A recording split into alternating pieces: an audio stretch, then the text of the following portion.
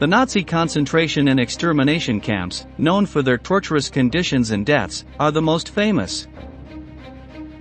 However, a curious fact is that the United States had its own camps where it held Nazi prisoners and other collaborators from European countries. During World War II, the state of Alabama was home to approximately 16,000 German prisoners of war, significantly impacting the social and economic history of that state. In today's episode, we will tell you how these prisoners were integrated into American territory, how their living conditions compared to Nazi concentration camps, and their role in the functioning of a wartime United States. Get ready for a new video on military history. Let's get started. During World War II, a total of 425,000 European enemy soldiers were taken as prisoners. Most were captured, while others surrendered to the Allied forces. These prisoners, mostly Germans, were brought back to the United States and housed in military camps created specifically for this purpose. While they were deployed throughout the United States, one of the states where the most prisoner camps were built was Alabama, as it was close to the port where the captured soldiers were brought, making logistics easier. Initially, the U.S. military was not equipped to handle massive numbers of prisoners. However, the U.S. Army Corps of Engineers mobilized and quickly began constructing military facilities to accommodate the detainees. U.S. military surveyors scouted the entire country for suitable locations, initially selecting sites near rural towns where it was convenient to establish these facilities. During the course of the war, more than 500 prisoner camps were built across the United States, including 24 in the state of Alabama. One of the largest in the southeast and one of the largest in the country was located near the small town of Aliceville and was named after it. This facility had the capacity to house up to 6,000 detainees, but at times, it held more than 12,000 people simultaneously. Other large camps were located in Opelika, Fort Rucker, and Fort Benning, totaling a maximum of 16,000 German prisoners of war in the state of Alabama. But why such a large number of people? When the United States entered the Second World War, one of the first requests made by the United Kingdom, which was short on housing and resources due to the conflict, was for help in relocating 125,000 captured Nazi soldiers. After much deliberation, the decision was made to house the German captives on American soil because the cost of transporting them was much lower than organizing, constructing, and arming prisons in European territory. This also avoided the risk of escapes or the release of prisoners who might return to the Axis and fight their captors with resentment.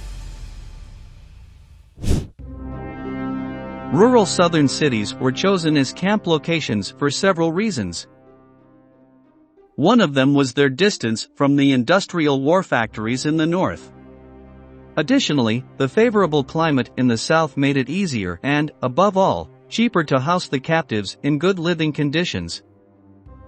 Lastly, it was more challenging for a prisoner of war to escape and disappear in these areas, as there were not many escape options and only one urban center from which to launch a search. Aliceville met all these requirements and, at the same time, had enough residents to provide the civilian labor needed to help build and manage the camp. Another feature of this site was an important train that passed through the town, which would later be essential to transport prisoners there. Construction of the facilities began in August 1942 and was completed in December of the same year. By that time, there were 400 wooden structures, including barracks to house prisoners, rooms for military personnel, mess halls, administrative buildings, guard towers, and recreational areas. The camp was prepared to hold over 6,000 prisoners and accommodate the 1,000 military and civilian employees who kept it operational.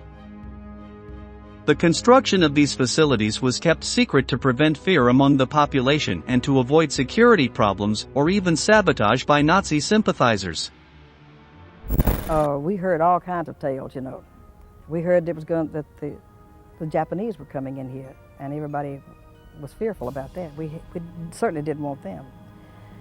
But we weren't sure, because even though when you would ask those men in that building the camp what they were building, who they were building for, they said, we don't know, we're just building. And they really didn't know, I understand.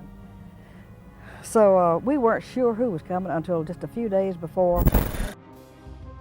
The first German prisoners arrived to be interned at the Aliceville camp in June 1943. According to historical accounts, both from the town's residents and German soldiers, their arrival was quite a spectacle. Photos from the time captured the surreal event, with the entire town gathering to see the captive men disembark from the train and march in formation to their new residence. It's important to understand that in the mid-20th century, the circulation of news, especially in video and photo format, was much scarcer than it is today. This is why the arrival of Nazi prisoners, a political concept that was not entirely clear to the majority of people, was truly incredible. On that day in June 1943, local residents disobeyed military orders to stay in their homes, eager to see these superhuman Nazis. In accounts from the time, many of the prisoners of war said that the townspeople were there to see their horns, a product of Nazi genetic experiments. However, on that day, the people of Alabama only saw ordinary young men and felt sympathy for them. During the journey, American guards watched from strategic points along the route, while curious locals watched in awe as foreign soldiers marched by. In turn, the prisoners were fascinated by their captors' country. Decades later, many prisoners of war admitted they were amazed by the size of the United States and, above all, by the fact that the war had not caused the devastation they had seen in their own country. Many of those who arrived first had been captured in North Africa and were members of the elite Afrika Corps, led by Nazi field officer Erwin Rommel. The multitude of guards and with their loaded guns really didn't bother me. I was more interested in reading the faces of the civilian population. I wanted to, just the faces alone will tell you a lot. And looking in their faces, I could detect one thing: they were disappointed to see, they expected us to be more arrogant, and they didn't realize we went through the ringer. Contrary to what was happening in Europe, the treatment given to German prisoners on American soil was quite good.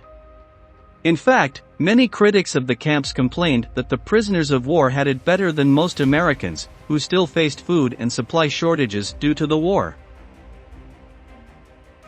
It is true that the horrors of the Nazi extermination camps were not yet known, but the United States adopted this approach, believing it would lead to better treatment for the thousands of American soldiers who had been captured in Germany. Moreover, each facility was required to adhere to specific standards for housing, food, and humane treatment according to the 1929 Geneva Convention, which were adopted after World War I. German captives not only had basic care but were also allowed to enjoy leisure activities such as sports, participation in musical and theatrical groups. They even had their own newspaper, El Zongast, which featured stories about the prisoners and poetry contests. Education was also encouraged, with classes taught by University of Alabama professors to the prisoners. It seemed that the goal of the Americans was to humanize the prisoners as much as possible and then use them as a workforce. On the other hand, as the captives were encouraged to use their time more creatively, they began to have beneficial interactions with the community.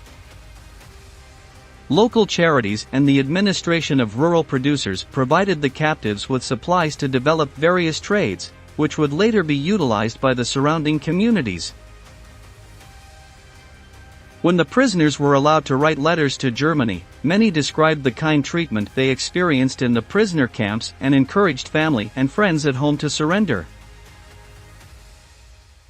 While most prisoners of war were content with their lives in the camps, there were some exceptional cases that attempted to escape. The group that came closest to succeeding was a set of 6 escapees from Camp Aliceville who managed to evade authorities and reach Memphis by stealing a car. However, just 6 days later, they were captured by the FBI. The prisoners' origins were mainly soldiers from the German Wehrmacht, but they came from various backgrounds. A small number were Italian prisoners and were relocated out of Alabama after Italy's surrender in 1943. Furthermore, some were not directly German soldiers, as many fighters were involuntary conscripts of the German army due to Nazi conquests of countries like Belgium, France, the Netherlands, Latvia, Poland, and the former Soviet Union.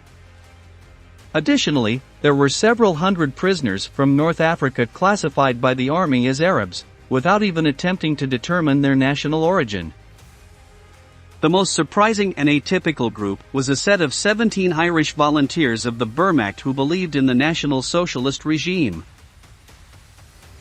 If we talk about fanatical Nazis, we must say that less than 10% of all German prisoners of war were truly devoted to the Third Reich.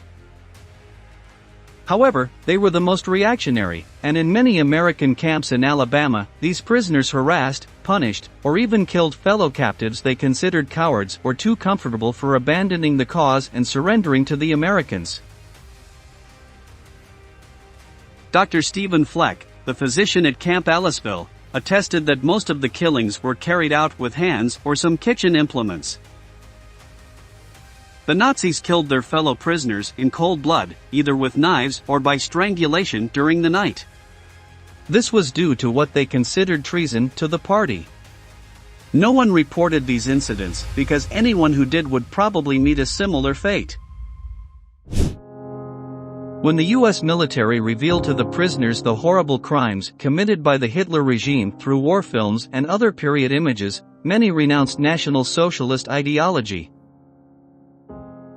In the end, the military had to segregate the most fervent Nazis from the general population of the camps and send them to other facilities to protect well-behaved prisoners from such violence. Since these prisoners had committed crimes on US soil, their treatment was more similar to regular prisons than to prisoner-of-war camps governed by the Geneva Convention. Prisoners' experiences around the world vary greatly, especially when compared to German soldiers held in the Aliceville area. For example, many Americans are aware of the cruel and harsh treatment Japan gave to all its prisoners in World War II, and the stories of Soviet Union prisoners were also fearsome. It's important to note that neither of these two countries accepted the Geneva Convention at the time, which guaranteed humane treatment of prisoners of war.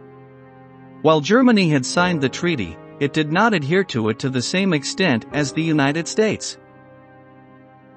As previously mentioned, military sources of the time argue that Americans hoped news of the humane treatment they provided to prisoners of war would reach Germany. Although there is no doubt that the Third Reich did not provide proper care, it's necessary to point out that the treatment of American prisoners of war in German camps was much better than the treatment of Russian prisoners. The Third Reich's enmity with the communist model was evident, and the Nazis wanted the Soviet Union to feel that severity. However, as is common knowledge, the worst fate was suffered by Jewish prisoners who were directly stored like livestock awaiting execution in extermination camps. The reality couldn't be more different in American territory.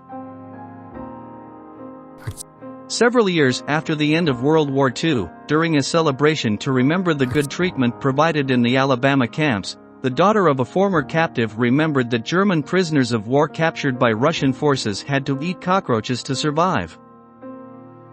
Her father, on the other hand, remembered making donuts and other pastries on Sunday afternoons in the kitchen of his barracks in Aliceville. He had become an assistant to the town's baker, earning a modest salary and contributing to the community. Now, let's talk about work. The prisoners in the camps were organized by service and rank. While soldiers were expected to work, German officers could not be forced to do so. That's why the authorities decided that these higher-ranking prisoners would work but receive a minimum wage equivalent to that of a private soldier. In the South, they primarily worked on farms, fields, road construction, and local businesses to help compensate for the shortage of American labor due to the war. The need led to the expansion of the camp system within the state, establishing small satellite sites throughout Alabama to facilitate the use of convict labor. They set up satellite camps. Loxley and Foley were two of them, and about 200 prisoners came to Loxley from Aliceville, and they were primarily Italians and Germans. For prisoners who earned some remuneration, part of their wages was withheld as a fee to cover the costs of the concentration camps. The small surplus was allowed to be spent in the camp canteen, where snacks, cigarettes, and playing cards were sold. Although many Americans disapproved of prisoners being paid, the government argued that employers saved between 25% and 50% of normal wages by using this labor. Because many of the jobs required of the prisoners happened outside the camps, they unintentionally built rapport with their captors. This led to initially strange and resisted bonds that eventually resulted in community growth. We're talking about a significant number of soldiers from conquered countries, forced to fight for a country and a totalitarian regime with which they disagreed.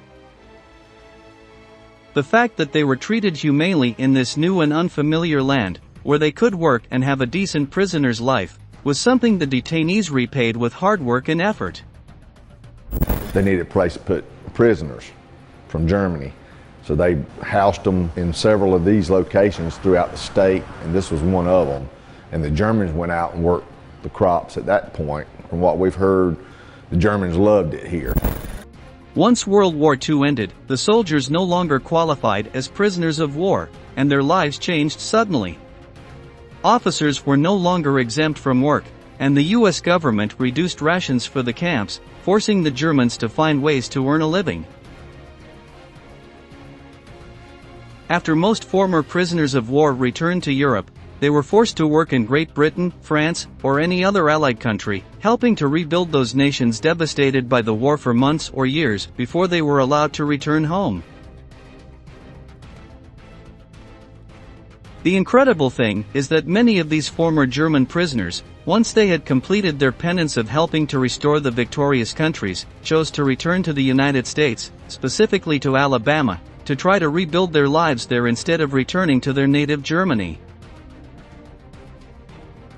The camps in the state of Alabama have disappeared, but they have not been forgotten, even though they only existed for 2 years during World War II. Most of them were permanently closed between September and October 1945, and all their prisoners were repatriated to their homelands. The facilities were dismantled approximately 2 years later, and the United States War Assets Administration sold the buildings and all materials to the highest bidder.